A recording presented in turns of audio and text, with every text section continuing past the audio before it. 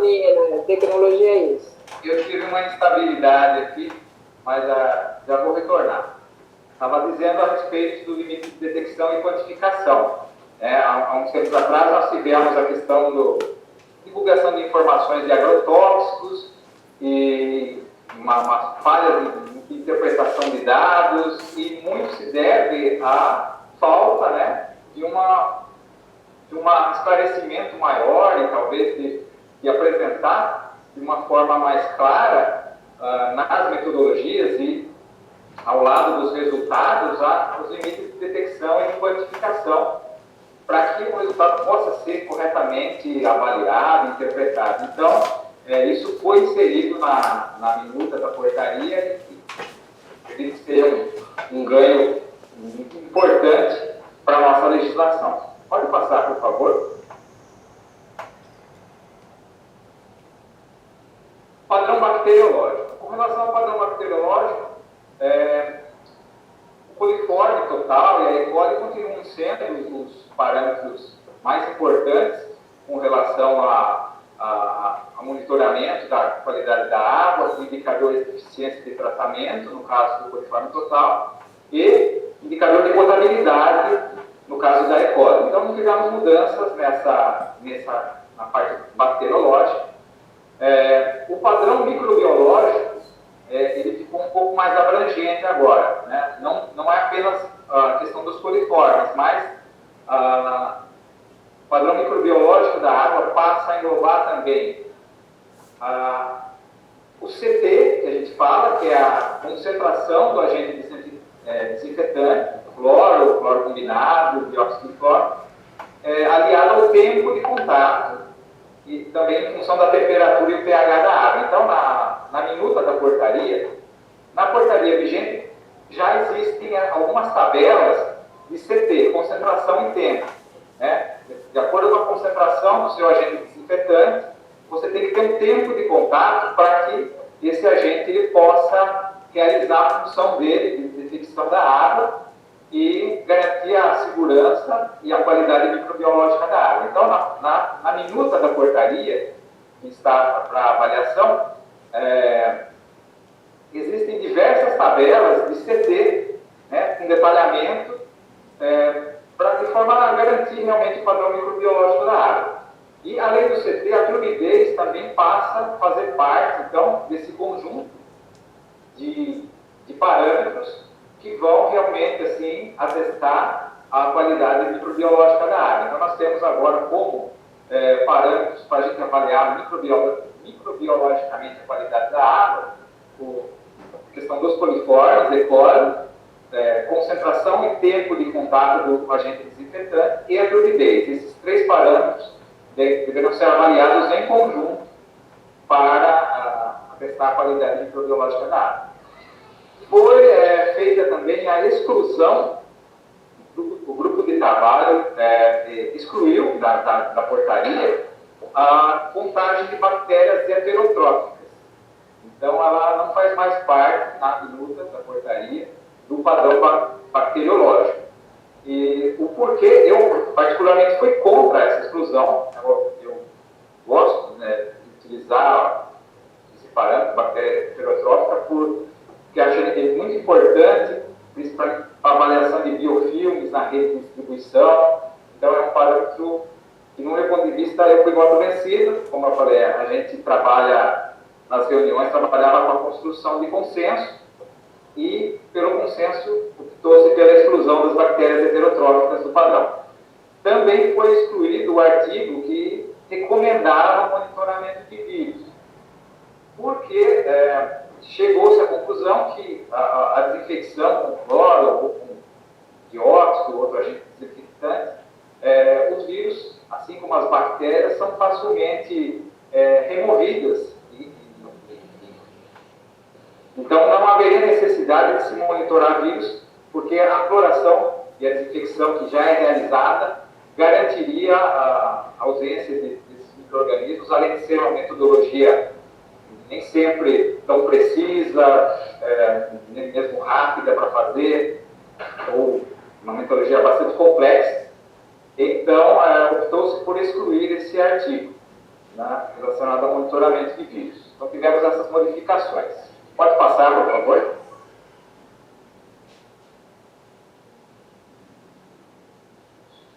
Com relação ao monitoramento de protozoários, aqui nós tivemos alguma mudança mais significativa para as estações de tratamento. Continua a necessidade de se analisar mensalmente a E. coli na água bruta, no ponto de captação. Caso a concentração de E. coli esteja acima de 1000, número mais provável por 100 ml, na portaria atual vigente, nós temos que monitorar o criptosporídeo em agiar. A minuta da portaria introduziu um indicador, aí, no caso, os esporos de bactérias aeróbias. Esses esporos, eles funcionariam como indicadores, né, da presença dos protozoários. Eles têm características similares em tamanho e resistência ao criptosporídeo, principalmente, que é um organismo menor do que a Giardia.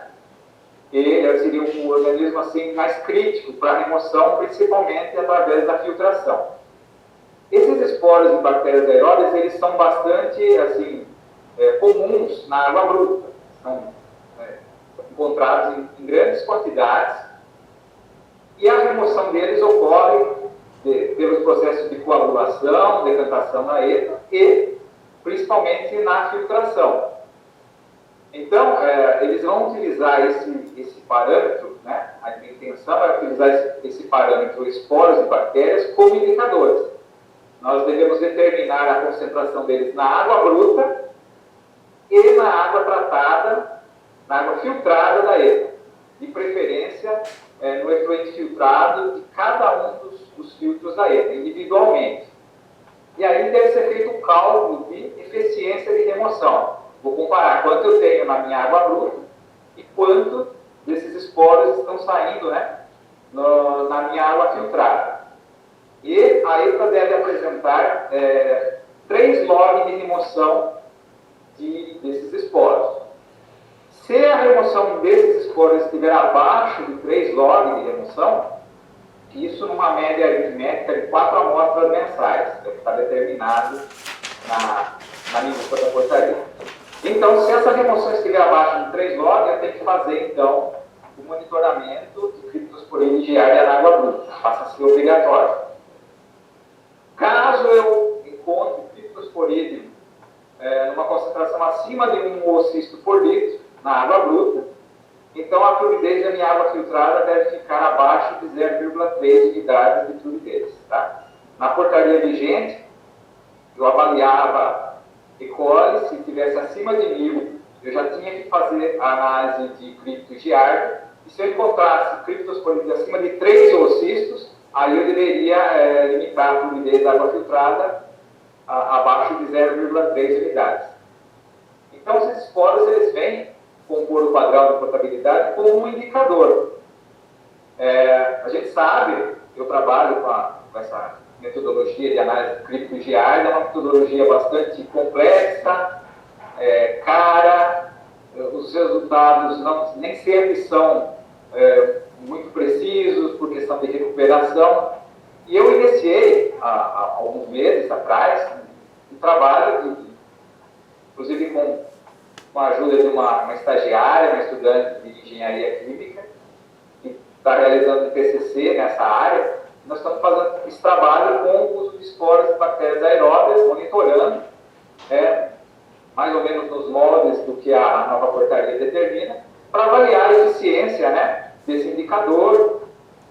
E, inclusive, um trabalho que vai gerar um TCC, já coloca esses dados, essa informação aí para a gente discutir dentro da Câmara Técnica.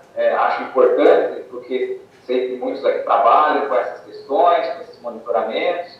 Então, seria muito interessante para a gente, se houver a possibilidade e interesse da Câmara, estar divulgando esses dados. A metodologia de esporos é uma metodologia bem mais simples de se fazer. Temos encontrado resultados bastante satisfatórios nesse trabalho que a gente tem feito.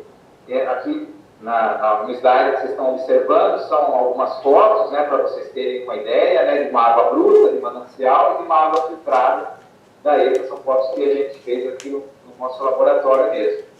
Mas, assim, eu avalio essa modificação da portaria como um ganho, tá? Como uma metodologia um pouco mais simples, que vai avaliar realmente o que a gente quer saber, né? Se a nossa EPA é eficiente para estar se retendo, né, e dando mais segurança na questão dos protozoários na nossa água tratada. Pode passar, por favor.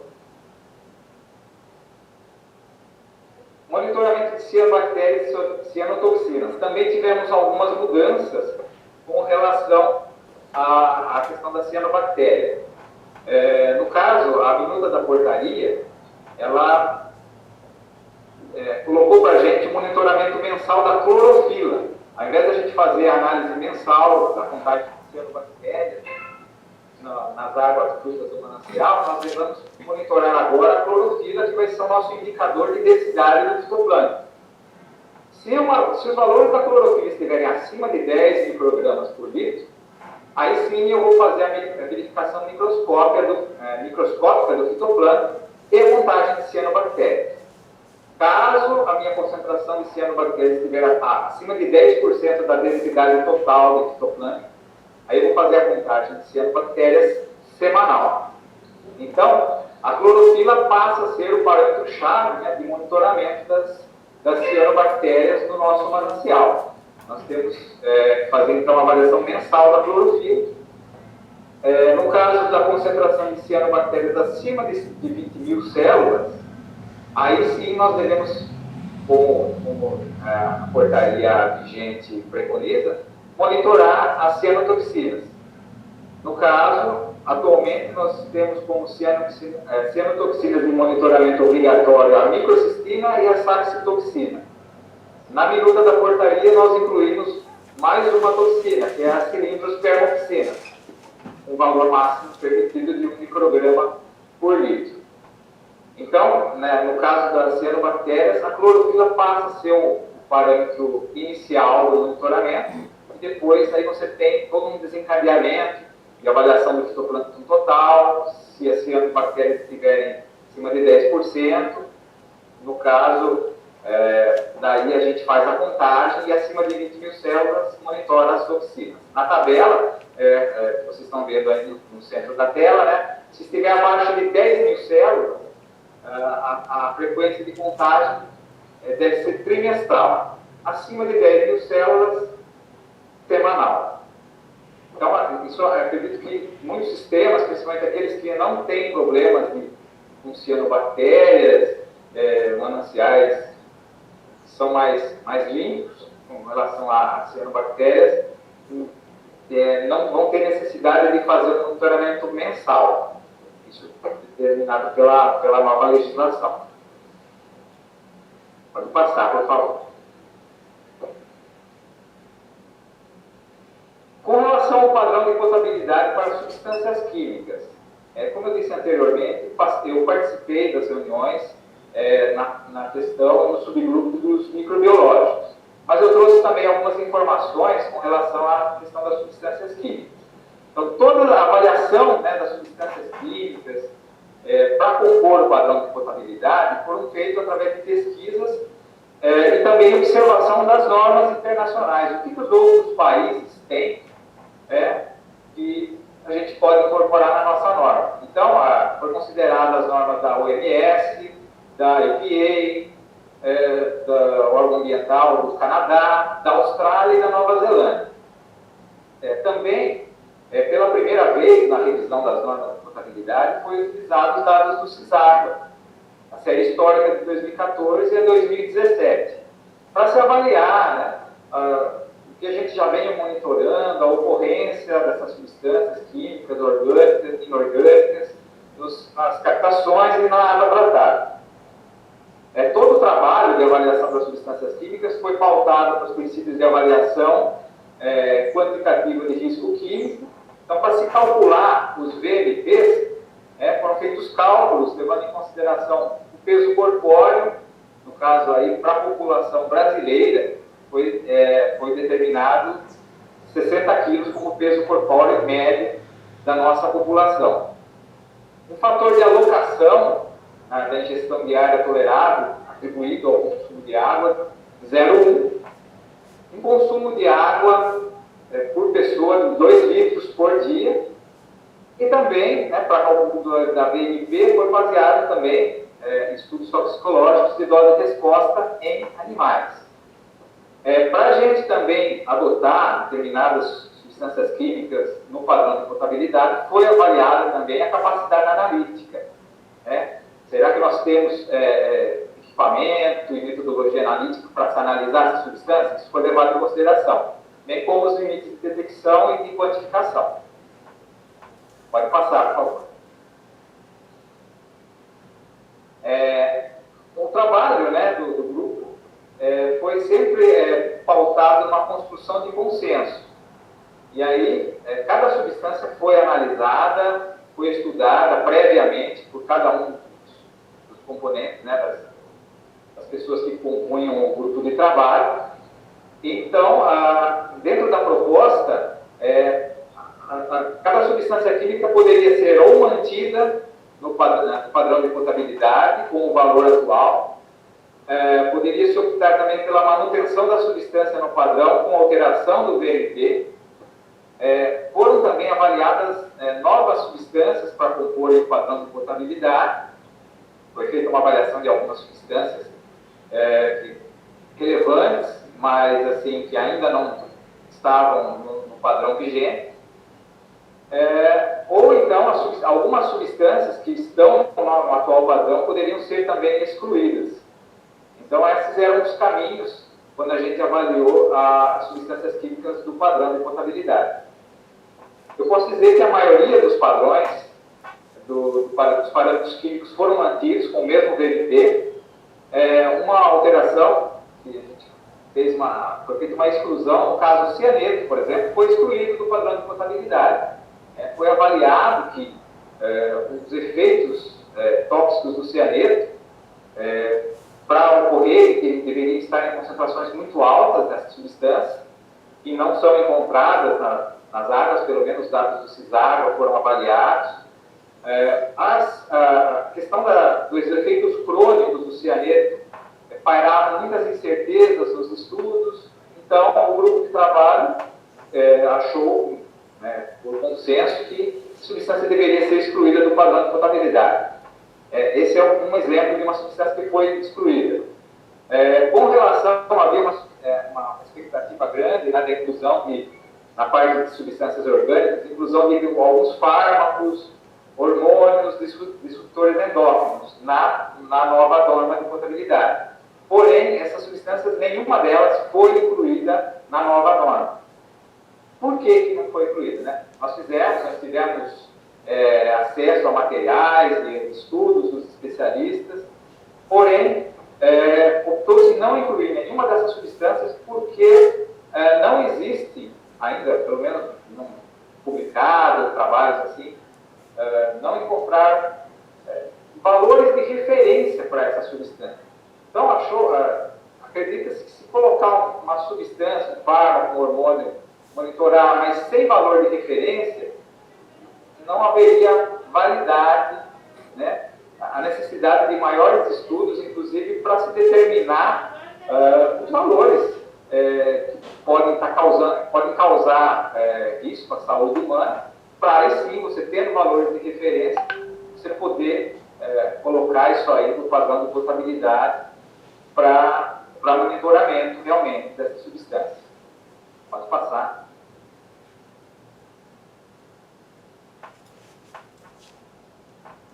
Eu acho que faltou um slide antes, ou não? É esse aí? Está na sequência certa? Está certo, está certo. Pode passar. Isso. Com relação a produtos secundários da desinfecção, os ácidos alacéticos e os THEs, eles foram mantidos, assim como estão na portaria vigente. A única novidade que foi colocada na minuta é que o padrão, o atendimento ao padrão de potabilidade, quando se avaliam produtos secundários da desinfecção, ele deve ser pela avaliação da média móvel anual. Ou seja, se dentro dos dados de monitoramento de um ano, você vier a ter um ou outro valor acima do seu BNP, eu não posso avaliar essa questão da potabilidade por um valor isolado, mas por uma média móvel anual desse parâmetro, visto que, por ser um parâmetro de efeitos crônicos, o grupo entende que, o grupo de trabalho que discutiu essa questão, entende que se ele eventualmente, em um ou outro resultado, apresentar um resultado que esteja acima, ele não vai oferecer risco à saúde desde que eu mantenha ao longo do meu ano de monitoramento essa média móvel dentro do meu VMP. Uma outra modificação que a amostragem, que atualmente é trimestral, passa a ser bimestral, ou seja, eu vou ter um número maior de amostras para mim poder avaliar essa minha média. E com relação a produtos, subprodutos de detecção, foi incluído um novo parâmetro, que é o N-nitrosodimetilamida, que é um subproduto que pode ser formado para os sistemas de abastecimento que utilizam a desinfecção com cloraminas. Então, aqueles sistemas que utilizam cloraminas para a desinfecção da água, eles devem também monitorar como subproduto da desinfecção esse N-nitrosodimetilamina. Tá?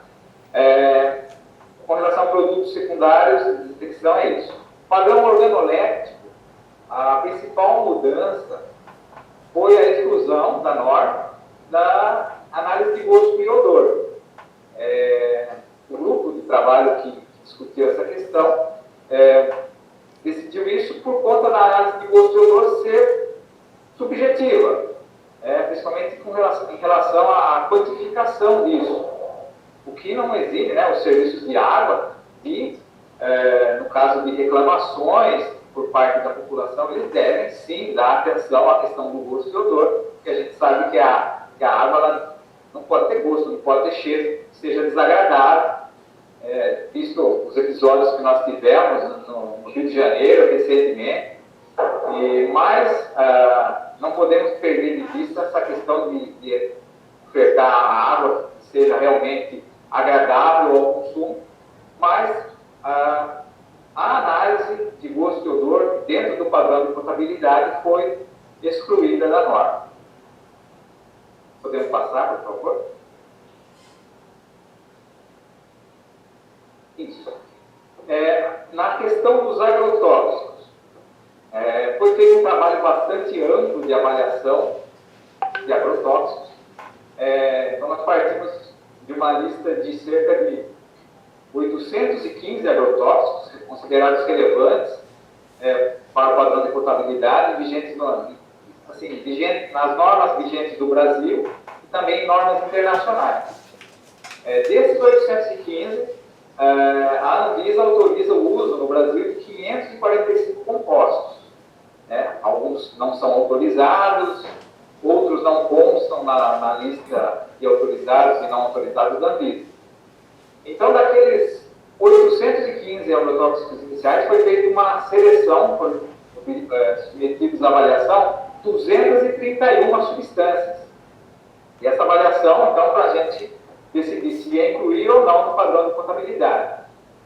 Foram seguidos, para a gente selecionar essas substâncias e avaliar alguns critérios, como a substância já faz parte da norma brasileira de potabilidade, ou então essa substância faz parte de normas de potabilidade de outros países, no caso aqueles países de referência, OMS, Estados Unidos, Canadá, Austrália, Nova Zelândia, ou essa substância ela não consta ainda nas normas de potabilidade, mas é uma possível candidata à regulamentação em alguns desses países ou dessas agências, ou essa substância ela possui comercialização relevante no nosso país.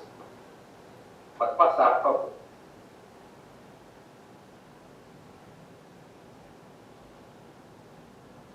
Então, foram os especialistas do grupo de trabalho dos químicos, eles realizaram um trabalho de bibliografia muito extenso, com informações a respeito, né, dessas 231 substâncias selecionadas, sobre os usos dessas substâncias, fontes de contaminação da água, ocorrência, mananciais de abastecimento de água tratada, se existe algum histórico já, a dinâmica ambiental da substância. Muitas vezes a substância ela tem pouca mobilidade no ambiente, ela é facilmente degradada, se tem análise laboratorial que possa detectar essa substância, se ela é removida no tratamento, aspectos toxicológicos, DNPs, enfim, um amplo trabalho bibliográfico.